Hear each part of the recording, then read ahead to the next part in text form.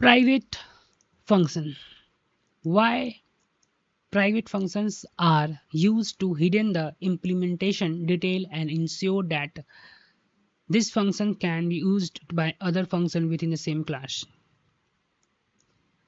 Private function का use किया जाता है हिडन यानी कि छुपाने में किसका इम्प्लीमेंटेशन डिटेल यानी किस तरह से फंक्शन जो है इम्प्लीमेंट हो रहा है और ये निश्चित करता है कि फंक्शन जो है वो केवल उसी class function can only be used by the other function private function जो है उसे केवल वही फंक्शन यूज कर पाए जो कि उस क्लास में है दिस इंस्कैप्सुलेशन यानी कि इंस्कैप्सुलेशन यानी क्या कि फंक्शन और डाटा एक सिंगल क्लास के अंदर आना उसी को हम इनकैप्सुलेशन कहते हैं। तो ये इनकैप्सुलेशन मदद करता है maintaining a clear interface. Clear interface कहने का मतलब है कि the class present a simplified जो क्लास हम बनाएं वो एकदम सिंप्लीफाइड हो और कोड जो है उसका एकदम organised view to the outside world.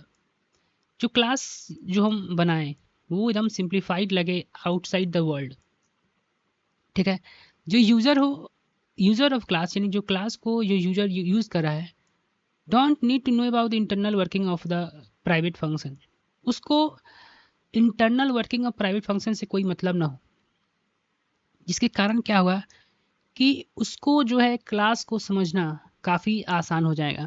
कहने का मतलब है कि प्राइवेट फंक्शन जब हम बनाते हैं तो कई उसको यूजर को जो है उससे कोई लेना देना हो नहीं, उसको जो है आसानी से जो है क्लास के बारे में समझ में आ जाए। अब उसको पूरा क्लास को समझने के लिए उसको उस फील्ड का एक्सपर्ट होना होगा। अब ज़रूरी नहीं है कि जो आप सॉफ्टवेयर डेवलपर करवाएगा वो एक्सपर्ट ही हो सॉफ्टवेयर के फील्ड में। तो कई सारे हम फंक्शन जो हैं उसको जैसे हम गाड़ी जब हम कोई भी कार चलाते हैं तो हमें स्टीयरिंग के साथ साथ ब्रेक जितना भी हो कंट्रोल पर हम ध्यान देते हैं, ना कि किस तरह से क्लच अंदर वर्क कर रहा है, कंबशन किस तरह से काम कर रहा है। इससे हमें कोई मतलब नहीं, जो कि एक यूज़र को अच्छा इंटरफेस देता है। सेम तरीके से यहाँ इंटरनल वर्किंग के फंक्शन को हम हिडन कर लेते हैं इम्प्लीमेंटेशन को, ताकि जो यूज़र हो वो आसानी से ईजिली अंडरस्टैंड कर पाए और क्लियर इंटरफेस दे। आप क्लियर इंटरफेस आप जब ऐप या कोई भी वेबसाइट में देखेंगे तो क्लियर इंटरफेस हम देखते हैं, यानी कि यूज़र जो है आसानी से उसको यूज़ कर पाए हमारे इंटरफेस को जो हमारा सिस्टम डेवलप किया गया है। एक लाइन यहाँ पर और कह रहा है कि clear interface protect the integrity of the class. Integrity कहने का मतलब है कि क्लास के इंटीग्रिटी को प्रोटेक्ट करता है। इंटीग्रिटी को प्रोटेक्ट करता है अर्थात जो हमने लॉजिक क्लास के अंदर हमने डेवलप किया था फंक्शन के थ्रू, जो कि हम डाटा पर अप्लाई कर रहे थे, वो शील्ड हो जाता है। किससे? तो कोई जो है एक्सीडेंटली या बिना प्लान के जो है हमारे फंक्शन के अंदर बदलाव नहीं कर सकता है, जो कि रिस्ट्रिक्ट कर देता है प्राइवेट फंक्शन को प्राइवेट फंक्शन के थ्रू। यानी कि प्राइवेट फंक्शन जब हम डिक्लेयर करते हैं तो कोई भी आसानी से हमारे क्लास के अंदर जो डाटा के अंदर है मॉडिफाई नहीं कर सकता है, जिससे रिड्यूस हो जाता है क्या रिस्क एरर आना और इनकंसिस्टेंसी जो प्रोग्राम में डेवलप ना हो पाए, जो कि राइज करता है एक्सटर्नल मॉडिफिकेशन को। That could rise from external modification, जो कि खड़ा हो सकता है एक्सटर्नल मॉडिफिकेशन से। यानी कि जब प्राइवेट फंक्शन हम डिक्लेयर करते हैं तो वो आसानी से बाहर से मॉडिफिकेशन नहीं हो सकता है। अगर आसानी से बाहर से मॉडिफिकेशन ना हो पाएगा तो ये जो रिस्क है एरर का या इनकंसिस्टेंसी का या एक्सीडेंटल डैमेज का, ये काफ़ी रिड्यूस हो जाता है। In sense encapsulation using private function promote the code clarity. और इंस्कैप्सुलेशन के अंदर इंस्टॉलेशन यानी क्या कि फंक्शन और वेरिएबल्स को एक सिंगल यूनिट के अंदर यानी क्लास के अंदर रखना। जब प्राइवेट फंक्शन को किसको प्रमोट करते हैं, आराम से इसके अंदर हम क्या करते हैं कोड का क्लियरिटी हमें समझ में आता है, उसके आराम से हमसे आसानी से मेंटेन कर लेते हैं और उस कोड को हम बार बार यूज़ कर सकते हैं। अब एक सवाल आता है कि प्राइवेट फंक्शन को कब और कैसे हम यूज़ कर सकते हैं। You could have use a private function when you want to perform some internal operation that not meant to expose outside the world. आप क्लास के अंदर ही इंटरनल ऑपरेशन करना चाहते हैं डाटा पर या वेरिएबल पर, जो कि आप नहीं चाहते हैं कि बाहरी दुनिया से उसका कोई ताल्लुक हो, यानी कोई मतलब हो। उस केस में these operations are critical to the working of class, और वो बहुत ही क्रिटिकल होता है, नाजुक होता है हमारे क्लास के लिए कि अगर उसमें अगर बदलाव कोई भी फंक्शन आकर कर दिया तो हमारा प्रोग्राम जो है पूरा डैमेज हो सकता है, यानी एरर आ सकता है। बट रिलेवेंट या potentially harmful even the exist directly, और उसको अगर छेड़छाड़ किया तो बहुत ज़्यादा नुकसान होने का आशंका बन जाता है। तो उस समय उस वैसे केस में हम लोग को फंक्शन जो है प्राइवेट डिक्लेयर कर सकेंगे। कब करेंगे? जब आपको यूजर से उसका कोई लेना देना ना हो, उस केस में भी फंक्शन को हम प्राइवेट डिक्लेयर कर सकते हैं। और हम नहीं चाहते हैं कि कोई भी उसको जो है आसानी से मॉडिफाई कर दे हमारे फंक्शन को, उस केस में भी हम जो है फंक्शन को प्राइवेटली डिक्लेयर कर सकते हैं।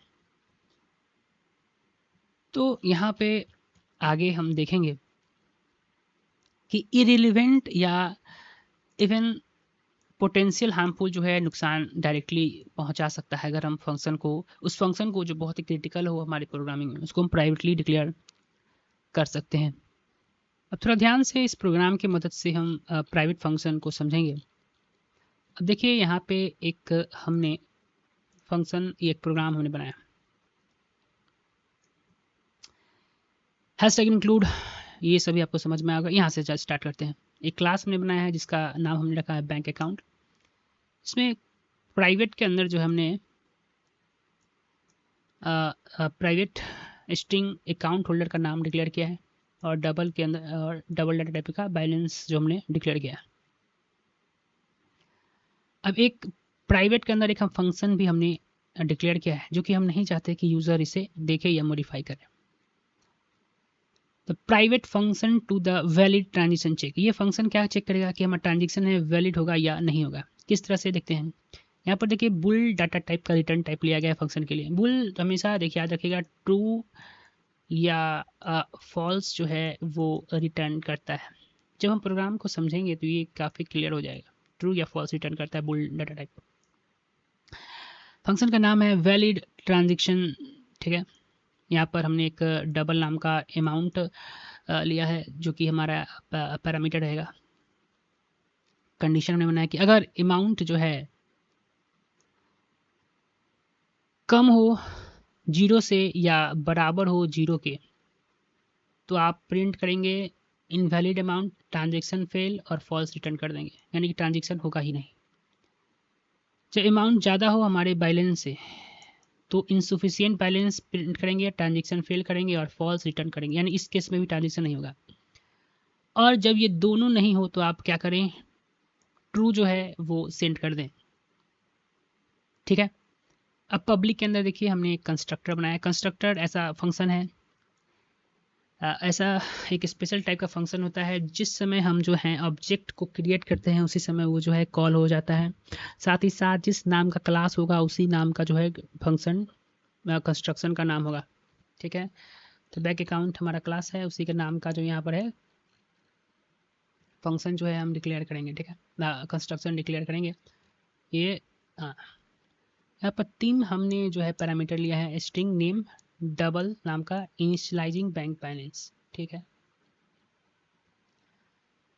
तो इनिशियलाइजिंग द बैंक बैलेंस और नेम को हम अकाउंट होल्डर के नाम में पुट कर देंगे, और बैलेंस को जो है इनिशियलाइजिंग बैलेंस को जो हम बैलेंस के अंदर डिक्लेयर कर देंगे, ठीक है।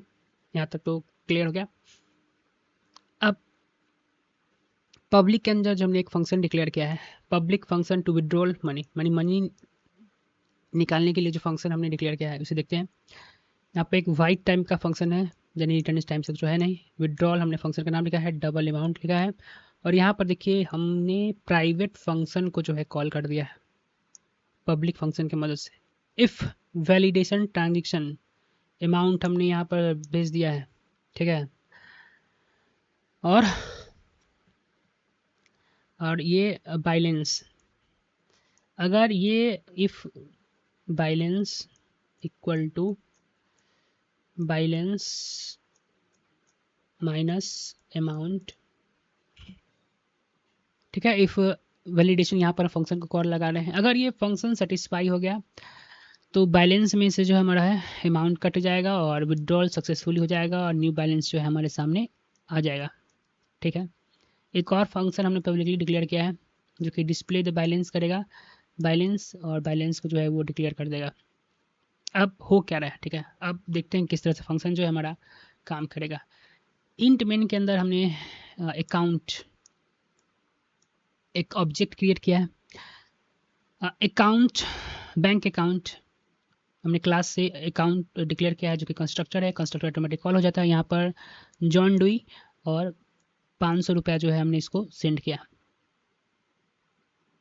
ठीक है, उसके बाद इस ऑब्जेक्ट की मदद से अकाउंट की मदद से हमने डिस्प्ले द बैलेंस फंक्शन को कॉल किया है।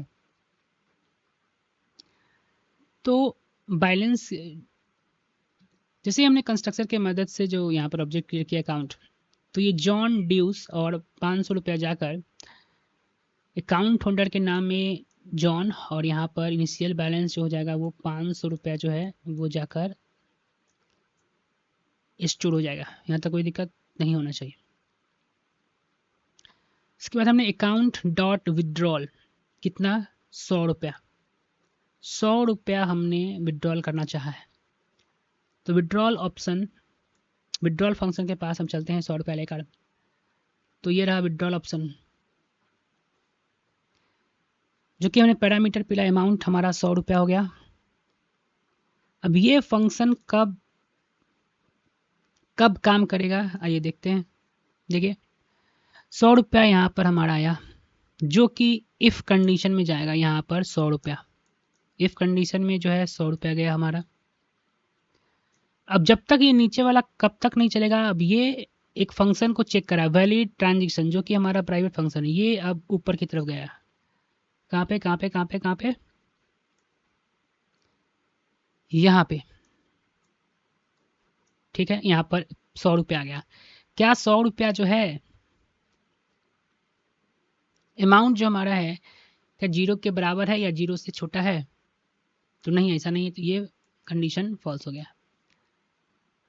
क्या अमाउंट जो हमारा बैलेंस से ज़्यादा है? तो ये भी कंडीशन फॉल्स है क्योंकि हमारा अमाउंट जो है कितना हमने रखा है 500 रुपया, निकाल तो रहे हम 100 ही रुपया ना। अब ये ट्रू, जब दोनों नहीं होगा तो ये ट्रू रिटर्न कर देगा। यहाँ पर जैसे ही ट्रू आएगा, कहाँ पे ये यहाँ, जैसे यहाँ पर आ गया ट्रू, अंदर का फंक्शन जो है हो जाएगा बैलेंस